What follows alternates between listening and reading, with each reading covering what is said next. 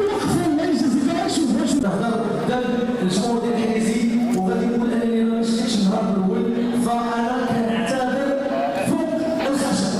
شكرا اصحاب السيوس المكسور.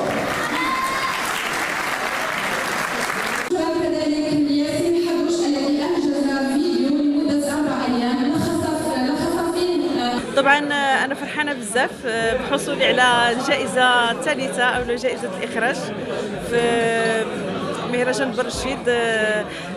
شكرا على جميل التلقي ديال الفيلم.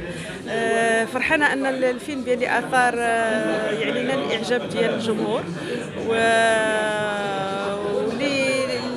كنتمنى طبعا كل التألق لهذا المهرجان والتوفيق، وكنحيي بشكل عالي المجهودات اللي كيديروها يعني القيمين، مجموعه من الشباب ولاد برشيد الله يحفظهم، يعني كيقوموا بواحد المجهود كبير من اجل انجاح هذا المهرجان.